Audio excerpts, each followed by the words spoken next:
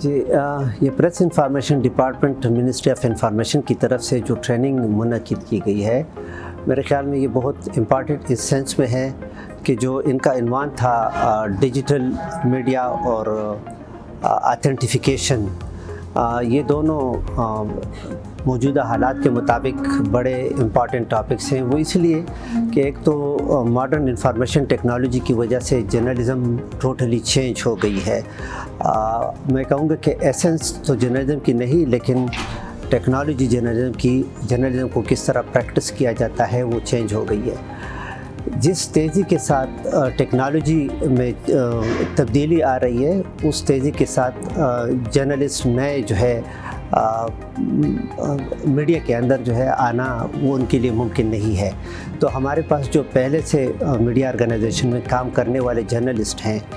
جو کہ اس وقت سے کام کر رہے ہیں کہ جب ماڈرن انفارمیشن ٹیکنالوجی نہیں تھی، تو ان کو یہ سکلز حاصل نہیں تھے۔ انہی ٹریننگ کی وجہ سے اس مڈ کیریئر جرنلسٹ جو ہے اور سینئر جرنلسٹ، ان کو بھی یہ ایک موقع مل جاتا ہے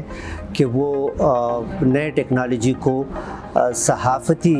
ذمہ داریوں کے لیے استعمال کرنا وہ سیکھیں۔ تو اس حوالے سے یہ بڑا موضوع تھا۔ دوسرا جو اس کا عنوان تھا اتھینٹیکیشن بھی اس حوالے سے بہت امپورٹنٹ ہے کہ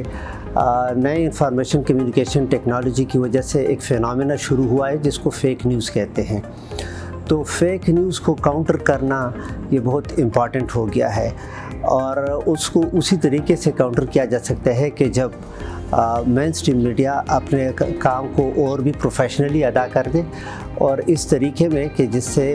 فیک نیوز جو ہے اس کی کریڈیبلٹی اگر کوئی ہو بھی تو وہ کریڈیبلٹی اس کی ختم ہو جائے۔ دوسری بات یہ کہ ماڈرن انفارمیشن کمیونیکیشن ٹیکنالوجی کی وجہ سے اب عام لوگ بھی جرنلسٹک پروڈیوسرز بن گئے ہیں، تو اس لیے بہت ضروری ہے کہ ان کی ٹریننگ اس چیز پر ہو کہ وہ فیک نیوز کو آئیڈینٹیفائی کر سکیں، اور اس کی آئیڈینٹیفیکیشن وہ اگر وہ کر سکے تو وہ پھر فیک نیوز کو اوائڈ بھی کر سکتے ہیں۔ تو میرے خیال میں یہ دونوں چیزیں بہت ضروری تھیں، اور یہ بڑا اچھا قدم تھا منسٹری آف انفارمیشن کا، PIC کا اور PID کا، کہ انہوں نے اس ٹریننگ کا انعقاد کیا۔